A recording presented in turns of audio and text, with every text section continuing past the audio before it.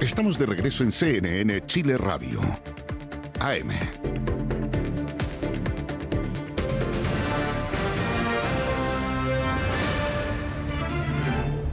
Ya estamos de vuelta, seguimos aquí en CNN Chile Radio, 9:39. Actualizamos nuestros titulares para esta mañana.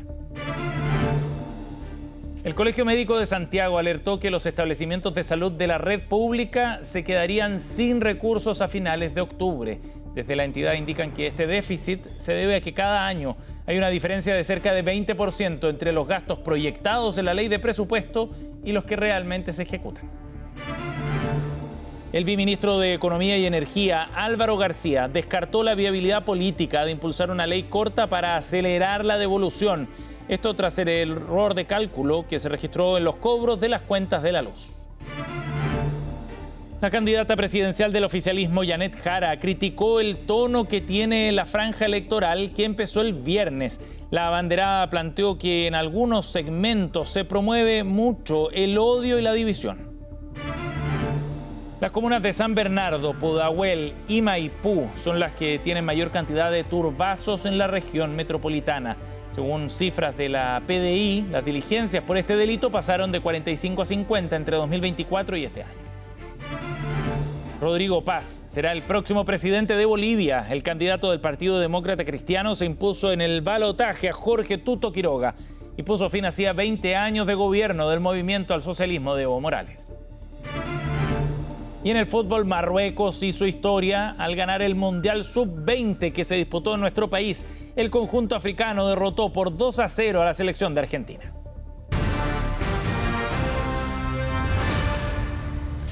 Comienza nuestro espacio Voces del Poder aquí en CNN Chile Radio, nuestra transmisión multiplataforma. Nos acompañan esta mañana Natalia Piergentili, directora de Asuntos Públicos de Feedback. ¿Cómo está, Natalia? Hola, buen día. Bienvenida. Y José Francisco Lagos, director ejecutivo de Res Pública. ¿Qué tal? ¿Qué tal? Muy buenos días. José Francisco, Natalia, gracias por acompañarnos esta mañana en nuestra primera conversación de la semana.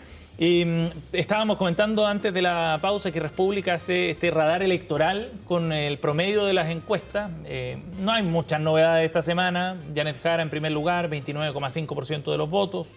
José Antonio Kast, 23,26% de los votos. Evelyn Matei, 15,09%. Johannes Kaiser en cuarto lugar, 11,95%. Eso es lo promedio. Muy buena iniciativa, ¿eh? Vale la pena celebrarla en público también. Con porque tanta es muy encuesta práctico. uno se pierde. Sí, pierde completamente. Y de repente una encuesta muestra una cosa, otra, décimas más, décimas menos. Frente a los mismos fenómenos, hay encuestas que suben y otras que bajan. Entonces, claro, como que ya hay que mapear un poco, si no uno se enreda. Y aquí uno puede ver el consolidado. Lo mencionaba como punto de partida nomás para la conversación a propósito de la carrera presidencial y quería invitarlos a conversar del primer tema que tiene que ver con la franja, ¿no? Ya partió la franja, tenemos 3 días de emisión ya y uno puede ir aquilatando los mensajes y los tonos que están ocupando los candidatos. ¿Qué ha dejado para ti, Natalia, hasta ahora la franja en el lado presidencial? Enfoquémonos ahí. La verdad es que como son tantos candidatos se vuelve muy tediosa. Eso es lo primero. O sea, uno cuando piensa en la franja, en los años 90, en los 2000, era un espacio visual interesante para mostrar propuestas, rostro, etcétera. Y hoy día con 8 candidatos complejo. Difícil. Y además porque las temáticas de cada una son distintas, a ratos alguna disruptiva, otra con absoluto personalismo del contendor. O sea, la verdad es que a mí como ciudadana observadora de la franja, más bien me aburre. Y creo que si uno estaba esperando que fuera un parteagua o generar algún cambio en la opinión de los ciudadanos, va a estar difícil porque cuesta tener atención en la franja. Y ese objetivo yo creo que no se va a cumplir a cabalidad. José Francisco. Es un muy buen punto porque, a ver, siempre hemos tenido esta discusión en torno al contexto en que estamos respecto al voto obligatorio, porque, claro, en un contexto voluntario las personas más interesadas son las que más son receptivas a este tipo de cosas y son replicadores. Hoy con voto obligatorio lo que probablemente pase es que las personas que corresponden, no sé, a aproximadamente 46% del padrón, es decir, van a definir la elección completamente, tomen la decisión más tarde dentro de la campaña electoral. Por tanto, la gran pregunta, y ahora la vamos a poder responder después de esta elección, es qué tanto influyen este tipo de cosas o lo que pase en ese último mes de campaña. Entonces, a priori, la franja electoral es una posición privilegiada para influir en lo que pase.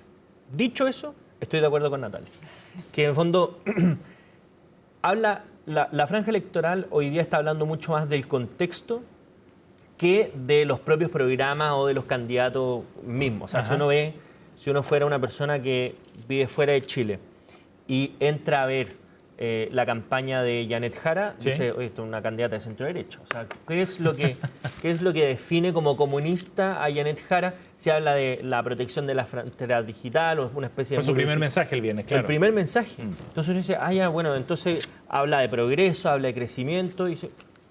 Y el resto de los candidatos, salvo Eduardo Artés, pero el resto, y salvo Meo también, que hace una jugada un poco avesada, el resto es como hablan del contexto, la inseguridad, como los problemas que hoy día marcan la pauta política. Y por tanto, de ahí a modificar y definir lo que está pasando, creo que es más bien para reafirmar posiciones que algo tan diferente. ¿Pero les llamó la atención positivamente alguno de los 8 o ninguno se salva de este diagnóstico sobre el tono y el mensaje que están entregando? A mí no me gustó ninguna. ¿Ninguna campaña en particular? ¿Y a ti, José Francisco, alguna? Es que esto no es de que te gusta o no, es la irrelevancia en general. Como hay algún mensaje que uno con que se... No, son que quede resonando, algo que de vuelta. Claro, son las polémicas. Tampoco habrá mucho debate luego de la franja, ¿no? Y tampoco pone cosas de futuro en el sentido no de proyectar un sueño, sino de decirle al país desde una posición de liderazgo hacia dónde lo quiere conducir, más allá de resolver los problemas de seguridad, etcétera. Y siento que eso de el resolver los problemas que existen y que hay que abordarlos sin duda, pero dejando de lado el proyectar un país es algo que a mí me parece complejo de esta elección transversalmente. ¿Pero es propio de la elección o crees tú en general como un síntoma del estado de la política, digamos? No, yo creo que y lo podemos conversar, creo que una de las cosas que nos dejó el estallido, más allá de lo que podemos evaluar, tiene que ver con que el país antes sentía que se proyectaba hacia un lugar, hacia ser desarrollado en el 2030. O sea, había un foco inconsciente de camino, de hoja de ruta. Hay una visión también. Sí, y yo creo que hoy día no tenemos esa hoja de ruta. Es un buen punto, porque entre otras cosas, los que hoy día aparecen con más probabilidades de ganar la elección están con el mensaje de gobiernos de emergencia. Y un gobierno de emergencia es esencialmente destinado a resolver una circunstancia puntual, como salvar los muebles en chileno, pero no proyectarse hacia el futuro. A ver, yo creo que además con las cosas que han pasado en el último tiempo, quedamos más o menos curados de espanto con sueños y utopía a propósito del proceso constituyente. Entonces, como que ya pelota al piso, ordenamos pero un que poco no es la lo casa. mismo que tener hoja de ruta. Estoy de acuerdo. Porque tú puedes tener una utopía que no necesariamente se convierte en un destino común para la ciudadanía. Y yo creo que perdimos todo, perdimos la utopía, perdimos la hoja de ruta y estamos en la cotidianidad y está bien, sí hay que resolver los temas, pero hay que proyectar un destino para los países. Pero desde el punto de vista electoral quizás sí dan en el clavo al ponerle el énfasis en esos temas más cotidianos, ¿o no? Sin duda. O sea, yo creo que es imposible que alguien pudiera ganar esta elección sin decir cómo se hace cargo de la delincuencia, de recomponer la economía, el crecimiento, aceleración de proyectos, todo eso. Pero creo que eso puede ser absolutamente compatible con señalar un destino de país. De aquí al 2000 algo queremos esto, queremos en 5 años más tener este nivel educacional. No sé, creo que eso es algo que yo echo de menos y que nos está haciendo perder un poco el sentido de hacia dónde vamos. Yo creo que una además, épica quizá, ¿no? También. Eso tiene relación directamente con el problema de la inseguridad. Porque nosotros tenemos, si ponemos las cifras en perspectiva, Chile en general tiene cifras, voy a decirlo con comillas, a propósito para que se entienda el contexto, razonables dentro del contexto latinoamericano. En cualquier tipo de delito, contexto razonable. El problema es que no es un contexto razonable respecto a nuestra propia realidad. A lo que ha pasado hace un año, 10 años atrás, atrás, hace poco tiempo. Entonces, ese cambio, que en algunos delitos se ha duplicado, hace que el tema de delincuencia se vuelva monopólico.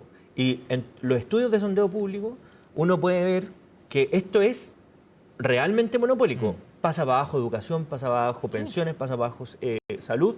Seguridad es el tema de fondo. Es el tema. El punto es que, como esto tiene que ver más con la sensación que con la realidad, si es que se modifica esa sensación y los programas políticos basaron su diagnóstico y su proyecto político en esta sensación, cuando esto se acabe, si es que se acaba y hacen la pega, inmediatamente se quedan sin hoja de ruta. Queda como un vacío. Queda un vacío importante. Uno podría decir, mira, todavía queda el aspecto económico que sigue siendo relevante. Ya, pero es tan monopólico el tema de seguridad que se identifica muy claramente el problema y esto ha monopolizado ya no solo la opinión pública, sino que también las candidaturas, no solo las presidenciales, las parlamentarias, exactamente lo mismo. Es cierto.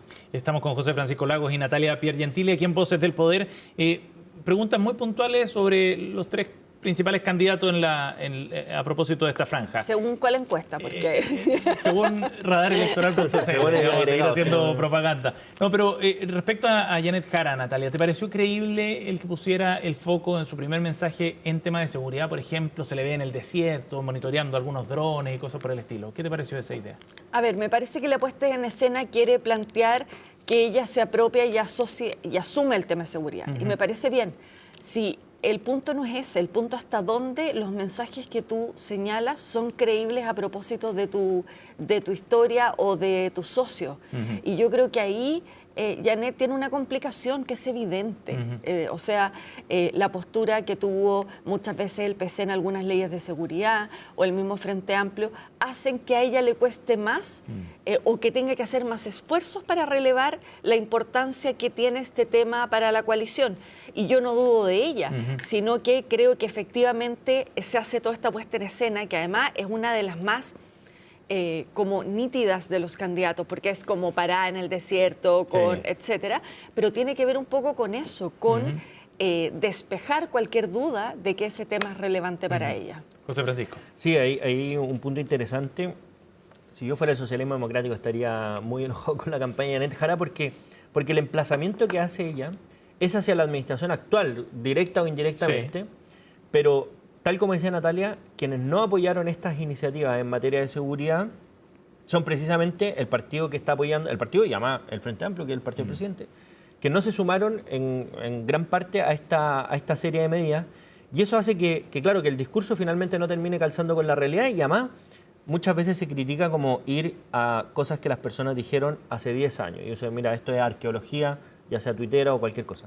Pero esto no pasó hace 10 años, pasó hace 2, hace 1 año. Entonces, la posibilidad de que las personas se recuerden de que quienes no estuvieron con estas leyes fueron precisamente los que hoy día apoyan a Janet Jara, es muy posible. Estamos con Natalia Piergentili y José Francisco Lagos aquí en Voces del Poder. Dejamos abierta esta conversación al regreso de la pausa. Seguimos con más aquí en CNN Chile Radio, 9:52.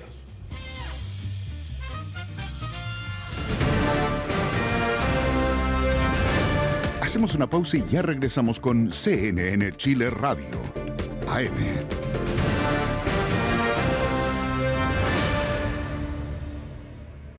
Porque el tiempo libre es para vivirlo y disfrutarlo, llega el primer canal dedicado a tus pasatiempos y hobbies.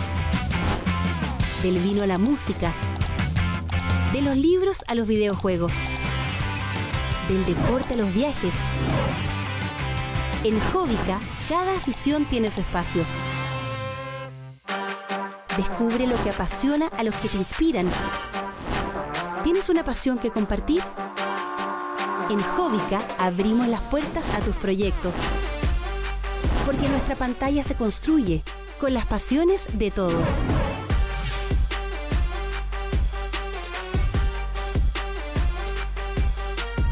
Pronto, Hobbica, nuestras pasiones en un solo lugar.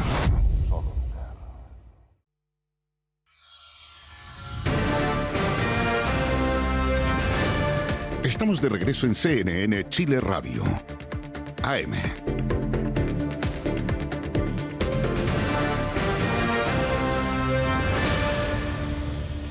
Estamos de vuelta aquí en CNN Chile Radio 953, transmisión multiplataforma de CNN Chile para Voces del Poder, nuestro espacio de análisis y conversación con Natalia Piergentili y José Francisco Lagos, que nos acompañan esta mañana. Quedó pendiente parte de la conversación sobre la franja, pero lo vamos a vincular de inmediato con la situación y las relaciones entre Chile Vamos y el Partido Republicano, ¿no?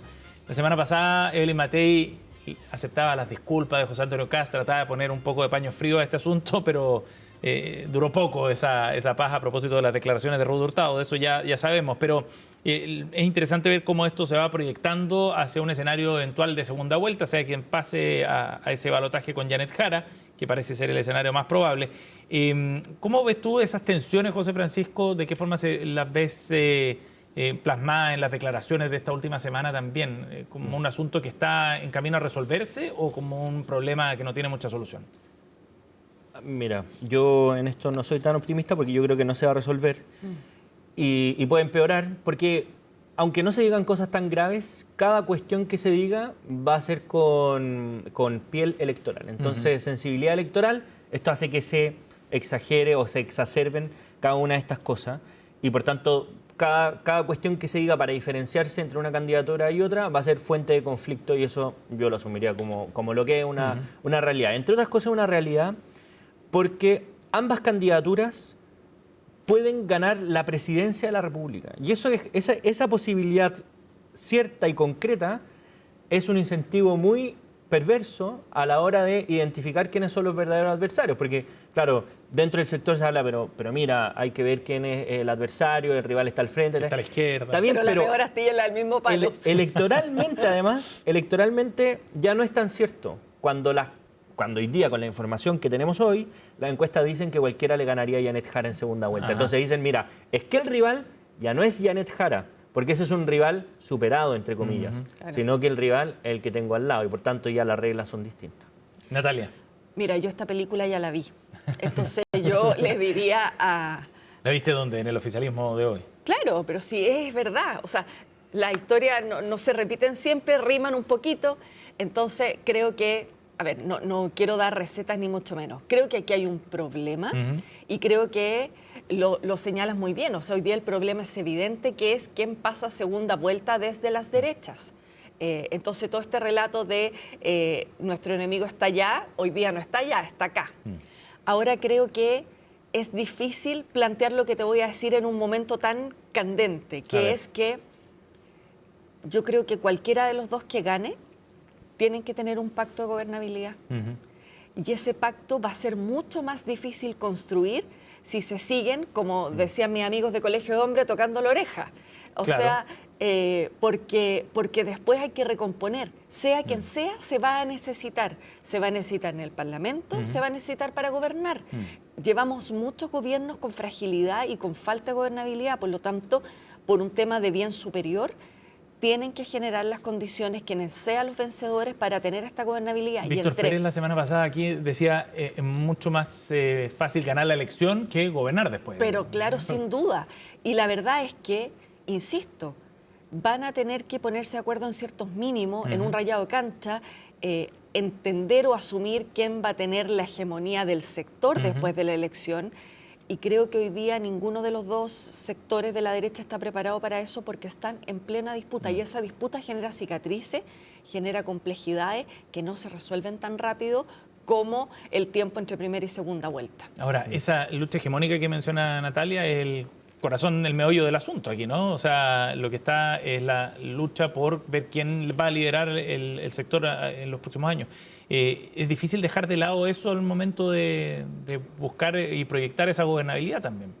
Es muy difícil porque, entre otras cosas, cuando se están produciendo estos movimientos, quienes son los más afectados no quieren reconocerlo y les cuesta más hacer como la autocrítica y de ahí partir de nuevo. Claro. Sino que se terminan aferrando a cosas que a veces uno debería dejar pasar. Una cuestión que a mí me parece que va a marcar como esta lucha por la hegemonía, que yo creo que no se ha visto antes, al menos dentro de la oposición, es que hoy día lo que dicen las proyecciones es que en el Congreso esto debería estar más o menos equilibrado. Sí. Entonces es distinto una proporción como la que vimos en el Consejo Constitucional, con republicanos con tener una mayoría bastante importante y Chile Vamos en una especie de vagón de cola, que se sumó a todo, pero era un vagón de cola. En cambio, en el Congreso va a ser muy distinto y el Congreso es muy relevante para todo lo que necesita hacer cualquier gobierno y en ese sentido se puede volver a un equilibrio de poderes que va a ser muy frágil gobernar. Y yo estoy de acuerdo con Natalia desde el punto de vista que las cosas que hoy día se digan no alcanzan a sanar en segunda vuelta y por tanto yo diría que la preocupación debería ser no decir cosas que hagan que tu posición sea insostenible para segunda vuelta. Que eso puede pasar, como decir, mira, esta persona, estoy inventando, es un peligro si gana. Y después, al día siguiente de la primera vuelta, creo que es la mejor opción para Chile. Bueno, claro, porque el otro es más peligro, entonces termina siendo... Bueno, Eli Matei dijo hace poco que temía los límites que pudiera correr, por ejemplo, José Antonio Kast. Claro, esa declaración... Es una declaración bien fuerte. Claro. Sí, porque ella cuestiona como la adherencia democrática, digamos. Y porque además, hasta ahora, nosotros tenemos, puede ser un partido como Republicanos que tiene gente que todavía ensalza la dictadura, y tenemos por el otro lado partidos que para algunos pueden ser todavía defensores del marxismo, pero en Chile todos esos partidos están dentro de las reglas democráticas y juegan el juego democrático. Sí, y esa es la tendencia que hace Eli Matei. Y no es la primera vez que la hizo, ¿eh? También lo había planteado antes a propósito de la denuncia sobre los ataques en redes sociales. Claro. Sí. Bueno, ese tipo de amenazas o denuncias son las que hacen después cada vez más difícil el que... Porque yo creo que el apoyo en segunda vuelta va a ir igual. El punto es cómo va a quedar tu imagen pública después de ese apoyo a segunda vuelta. ¿Y cómo crees tú que lo ve el elector de derecha, cuando ve estas disputas, estos gallitos, estas peleas entre adherentes, digamos, del mismo sector, digamos, quienes están en la oposición hoy día? No, lo que vimos es que, al menos el caso a propósito de estos ataques en redes sociales, cuando Eli Matei puso en cuestionamiento un eventual apoyo a José Antonio Kast, ahí la que fue perjudicada es ella, en el elector de derecha. Yo creo que si uno analiza como lo que dicen las encuestas, la principal baja de Evelyn Matei, más que en la ciudadanía en general, fue precisamente en ese elector. Y yo creo que eso le está pasando la cuenta hoy día, y por eso también explica el tono en que ha tenido las últimas semanas, como más de armonía y reconciliación. Estamos con Natalia Pergentili y José Francisco Lagos aquí en Voces del Poder. Oye, hablemos de lo que dejó la semana pasada también, el hecho quizá más importante a propósito de este aumento o sobrecosto más bien de las cuentas de luz, este cobro en exceso, cerca de 115 millones de dólares que se le cobró más a los usuarios a nivel nacional, obligó a la salida del ministro Diego Pardou, asume Álvaro García como biministro, pero el tema queda dando vuelta porque, bueno, ¿qué va a pasar con la compensación, Natalia? ¿Cómo se le va a devolver a los usuarios? ¿Quién paga la cuenta? ¿Cómo ves tú ese tema? Yo tengo una interrogante que yo creo que es legítima, que es, ¿las empresas habrán constatado el error? Porque yo tengo la impresión de que si probablemente hubiera sido al revés y yo les debo, hubieran saltado algunas alarmas. O sea, primero, lo que estoy tratando de decir es importante para la ciudadanía en este momento de desconfianza y de enojo, despejar aquello. Primero, ¿cuándo supo el ministro? ¿A quién le dijo? ¿Qué medidas tomó? Porque el resto del gabinete se entera por la prensa. Y por otra parte, si las empresas sabían de esto, lo sospechaban, hicieron algo o simplemente no sabían nomás, y esas cosas pueden pasar. Pero creo que lo primero es tener toda esa información sobre la mesa. Y segundo, creo que es responsable lo que ha hecho el ministro García respecto a decir, ojo, no estamos tomando el tiempo, esto no va a ser una ley corta, no va a estar en la boleta del próximo mes, pero vamos a hacer el cálculo y vamos a hacer las reparaciones que correspondan, también poniendo un poco la pelota al piso de que las cosas no son en un 2x3, pero que se van a hacer y que se va a estar informando de cómo se hacen. Entonces, creo que por ahí van los tiros respecto de cómo superamos este tema. José Francisco. Sí, y ahí sobre todo también creo que sería razonable que la propia autoridad, tanto el gobierno, quizás otras autoridades económicas, digan cuál es el costo económico efectivo que tuvieron las familias en este cobro indebido, aumento de precio. Porque claro, la energía o el consumo energético es un insumo clave para el cálculo del IPC, y eso redunda en la UF. Y ese aumento, puede haber sido temporal o no, igual termina pegándole a todos los gastos que están indexados en UF. Y por tanto, como explicitar el costo finalmente que tuvieron, no sé, una familia promedio en todos sus gastos, también una cuestión sana, porque dado que hubo un error grave, lo razonable de nuevo es no intentar tapar el error, sino que las personas sepan cuál fue la magnitud y para qué... Aun cuando sea marginal, digamos. Es que yo tengo la sospecha que no es marginal. No es marginal. Es que puede que sea marginal, puede que sea marginal, hablábamos de un 2% en la cuenta, en tu cuenta, en mi cuenta. Pero el efecto en el IPC y en todo lo demás que es acumulativo, no sabemos si es tan marginal como mi 2% en mi cuenta de mi casa. Sí, sí. Y puede ser bien complejo por la sensación de abuso, de desconfianza también que hay en el ambiente después de esto. No, y supone que esto lo deberían ver las instituciones que buscan evitar los abusos. Claro. Porque claro, esto es tanto el fiscalizador como el regulador, entonces son ¿quiénes están? Esta es la gran pregunta de siempre, como ¿quién fiscaliza al fiscalizador? A propósito de la Contraloría, ¿quién controla al Contralor? Pasa exactamente lo mismo, entonces, cuando nosotros tenemos instituciones que deberían evitar que estos problemas se produzcan y son la causa de ese problema, la crisis de confianza es mucho más grande. No, y además la respuesta de la Comisión Nacional de Energía del exdirector, o sea, como que esto era bueno, porque Claro. yo creo que a veces cuando hay una magnitud de error de estas características, hay que ser honesto respecto de la gravedad de los hechos. Natalia Pergentili y José Francisco Lagos con nosotros esta mañana en Voces del Poder para partir la semana con el análisis político. Viene bien intenso la semana. Sí. Tenemos debate esta semana además, ¿no? Entiendo que sí. Canal 13, ¿cierto? Canal 13. Sí, Canal 13 con el debate está. Además a las 8, buena hora, no tan tarde. Menos mal, para no trasnochar.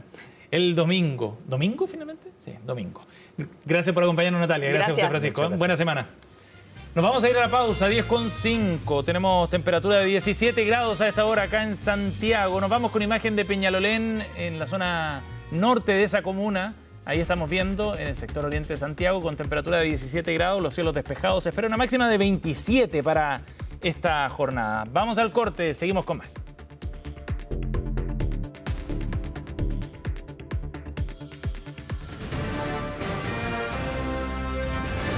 Hacemos una pausa y ya regresamos con CNN Chile Radio, AM.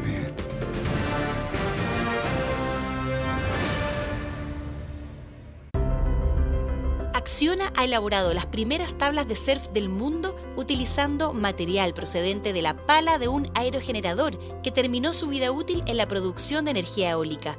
Este innovador prototipo fue diseñado en conjunto con el surfista profesional Josh Kerr, consiguiendo una tabla de alto rendimiento con mejor resistencia y control de flexión, explorando nuevas formas de reciclar y reutilizar los componentes de aerogeneradores en desuso. Esta tabla de surf es otro ejemplo de cómo llevar la economía circular al siguiente nivel. Acciona, expertos en el desarrollo de infraestructuras para regenerar el planeta. ¿Qué hace ese niño en la calle? ¿Tan tarde para andar solo? Quizás qué papás tendrá. Imagínate lo que le podría pasar. Si a todos nos preocupa esta realidad, la solución está en la prevención. No dejemos que la calle decida por ellos. Súmate a nuestra colecta nacional. Ingresa a fundaciondonbosco.cl y haz tu aporte. Fundación Don Bosco. Prevenimos, acompañamos, transformamos.